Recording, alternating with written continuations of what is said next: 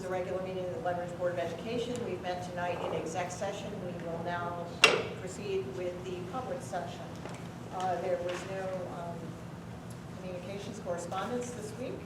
The President's report, I want to thank our colleague David Campbell for taking minutes in the absence of Peter Caprione. I wanted to report out also that we have a new Commissioner of Education, Dr. Lamont Rapallet, who is currently the superintendent in Asbury Park. And he's very well qualified. It's a very exciting thing. It's good that they have picked an actual educator to be commissioner.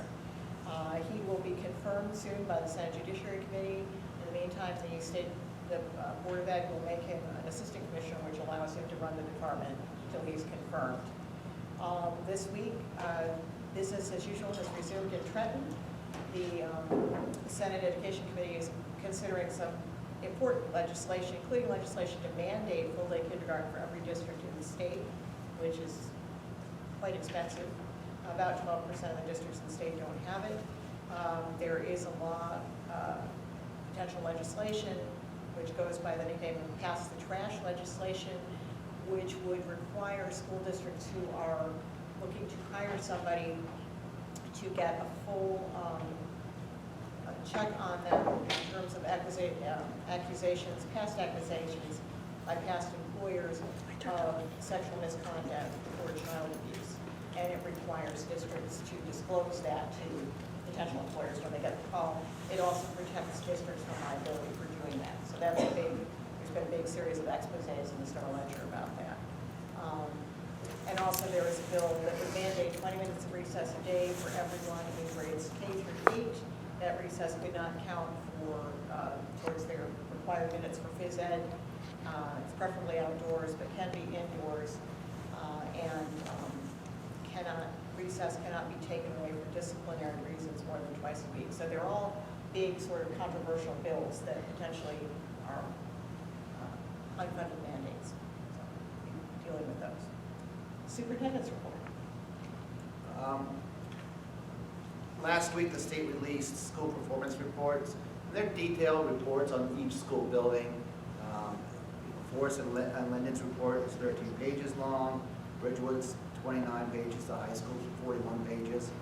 The reports contain demographic information about the school, test scores, types of courses, graduation rates, if it pertains to high school, absenteeism numbers for students and teachers, staff experience, and violence and vandalism and information. Most of that data we've reviewed already through our reporting out to the board, whether it's our test report or our violence and vandalism report. They're very thorough, so if you like charts and tables and want to know more information about the schools, they are available online on our front page of our website. Just to talk about a couple things that are happening. This time of year, a few years ago, we started a senior field experience for seniors to look to really the last month of the school year to gain experience in a field, whether it's doing an internship or community service. So they've taken some applications. Roughly about 20 students have expressed interest.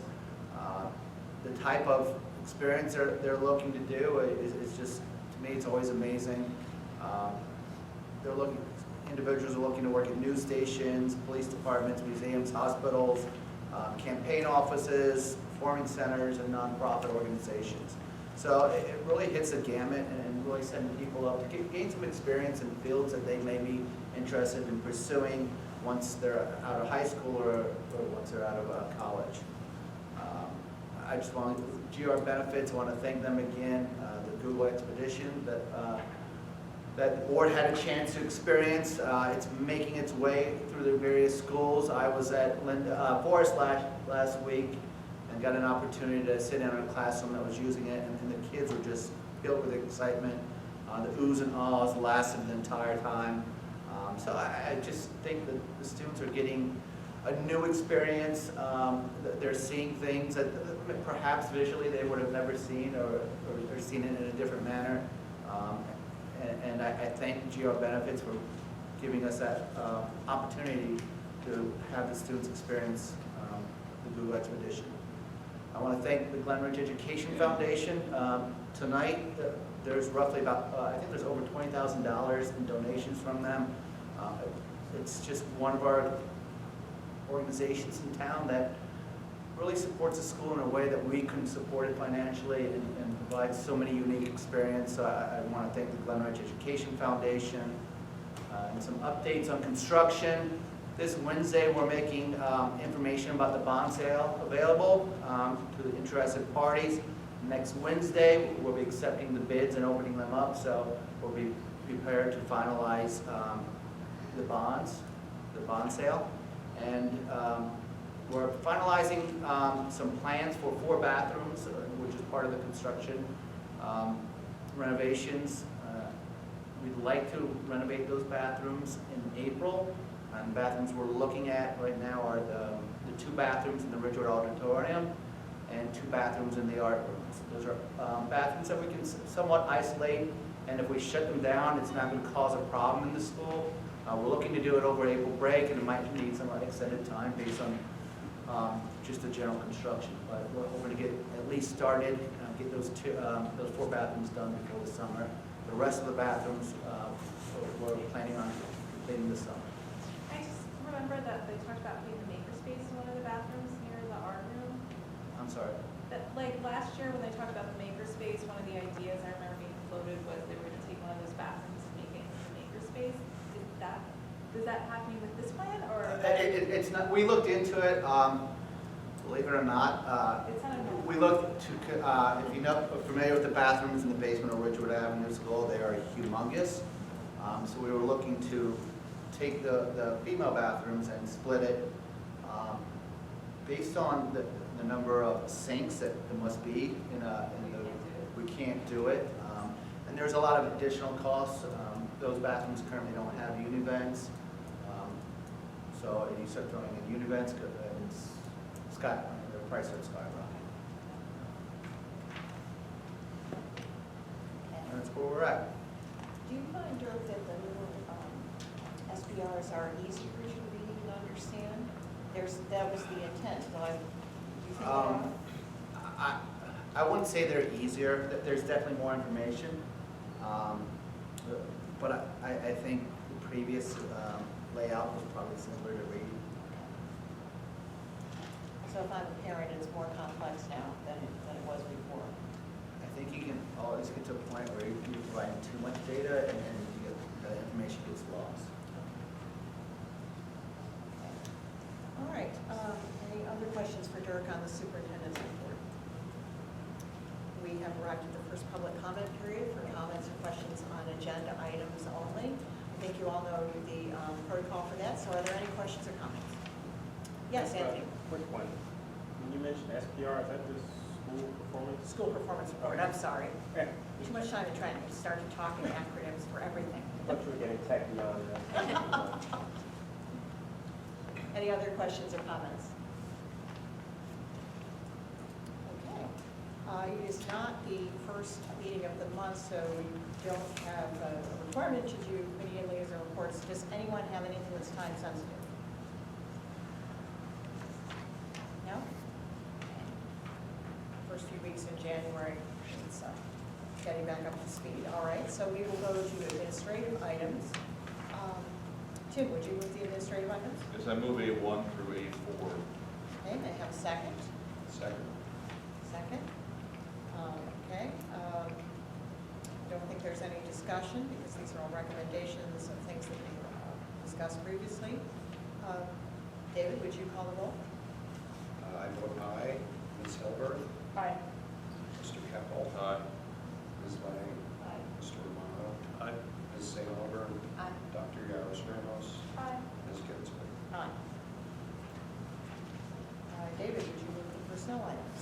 I move P1 through P4. Okay, may I have a second? Second. Second from Ally L. Any discussion of personnel items was held in exec session in keeping with our rules. When you're ready, David. I vote aye. Ms. Hilbert? Aye. Mr. Keppel? Aye. Ms. Lang? Aye. Mr. Romano? Ms. St. Aubern? Aye. Dr. Yaros Ramos? Aye. Ms. Ginsburg? Aye. Heather, would you move the curriculum items? Sure, I move C1. second? Second. Second from Tracy. Any discussion on these field trips? Yeah? All right, when you're ready, David?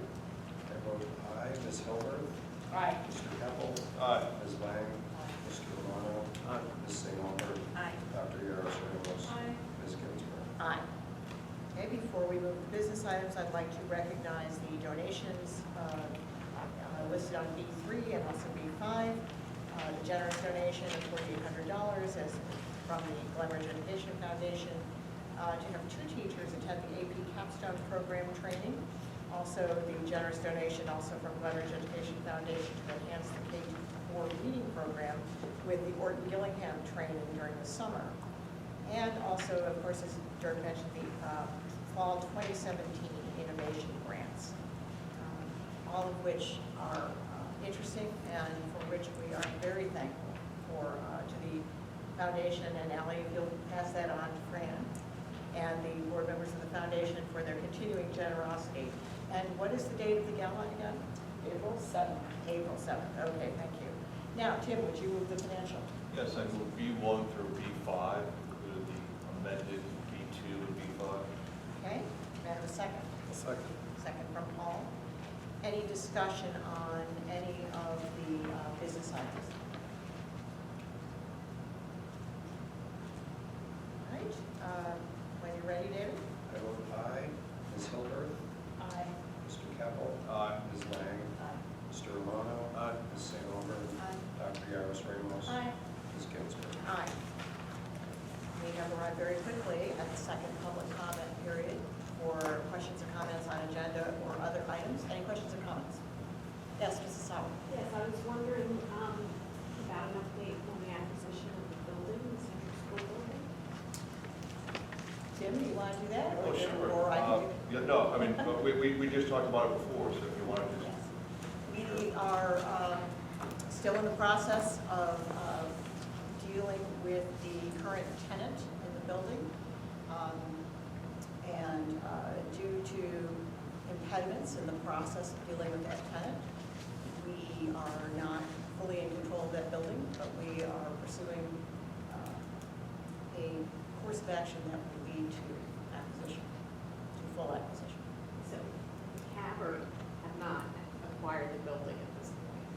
We have done everything that we can do with the exception of finalizing our dealings with the tenant. Because at a previous meeting, I believe you all said you were just going to go ahead and acquire the Yes. building and then deal with the tenant. So now it's flip-flopped? Well, no, we had an agreement to acquire the building. Right. Because of the issue with the tenant, we had to pursue eminent domain, Right. and that is proceeding. It just has not been completed yet. So what's the ETA? For students in it or No, full for acquisition? acquiring the building. Okay, well, I think we can say soon. We will know more probably, I would hope this week, but it depends on this tenant and the course of action that the ball is in their court right now, the course of action that they opt to pursue. Other questions or comments? Yes? Hi, Karen Boyd. So I understand we have a new education commissioner. Yes. It's the superintendent from Asbury Park, Asbury Park, yes. Cindy Langrum. Do you have any indication of how he will change things from how it's been at Asbury Park may already be tossed out next year? And also, I'm curious, under the Murphy administration, do you have any indication of how education funding might be different this next year? I know it's hard to. Well, we'll start with Dr. Rapala. He's Yeah. well qualified for the position. He was a principal in Carteret and then became superintendent in Asbury Park, which is one of the state's most challenged districts. And he's only been superintendent there for 3 years, but began orchestrating what looks like it will be, if it continues on this trajectory, a successful turnaround of Asbury Park. He is very strong educationally. I think that there was a considerable vetting process by the Murphy administration, all kinds of rumors about who would be commissioner. I think that he, although he has not made any public statements and he has not been vetted by the Senate Judiciary Committee yet, I think it's fair to say that he conforms to what we've heard from the Murphy administration about Park, which is that Park is on its way out. It won't be on its way out this spring because it's just not, there isn't enough time. But they will be in the process of evaluating both what tests they will use, since there is a requirement for a test, how high-stakes testing will be used in general. I think there's a general feeling that the Murphy administration does not want it to be a component of teacher evaluations. But there are still a lot of open questions about how it will be used. So I think that's all to be determined. And beyond that, I think they're still working out their education policy. The biggest component is funding. And Murphy has said on many occasions that he supports full funding. It's a question of, is there the money available for that? Both he and the President of the Senate have given a strong indication that they will continue to move towards full funding. The President of the Senate would like to do that by way of redistribution of so-called adjustment aid from districts that received this category of aid back when the formula first came in. It was sort of a stopgap, but it never stopped. So there are some districts whose tax base has expanded considerably, who have not raised taxes, who are still receiving aid as if they had much lower tax base. So there's been much discussion of redistributing the aid that those districts get to districts that are under-aided and overtaxed. We fall into that category. There has been a lawsuit filed by a group led by Newton and their superintendent, Ken Green, 10 districts who are suing based on the fact that the aid is not distributed equitably, even according to the formula, and that the formula is not full funded. There have been similar suits that have been filed, one in 1995 and one last year by Kingsway, both of which were thrown out of court. This one has a slightly different thrust, but no one knows what will happen yet. So that's sort of pending. I think Freehold Borough has also filed a suit of a similar nature, but for some reason they didn't throw in their lot with Newton. So there are a lot of components out there, but funding will be the first big piece. So we should have the governor's budget speech in a few weeks. Then we'll know where we're going, what direction we're going in. And then 48 hours after that, we'll know what state aid we're all getting. I'm pushing for more extraordinary aid for special ed. It would help every district in the state. And we all are seeing increases in the number of cases we have that are in excess of $40,000 per student per year. So there's a lot that's unknown.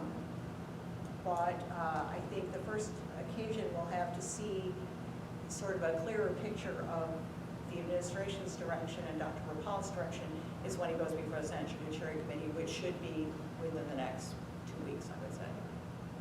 So that's the long and the short story. Other questions or comments? No? All right. If there is nothing else, may I have a motion to adjourn? Motion. Moved by David, second? Second? Second. Second by Tracy. Thank you. Thank you.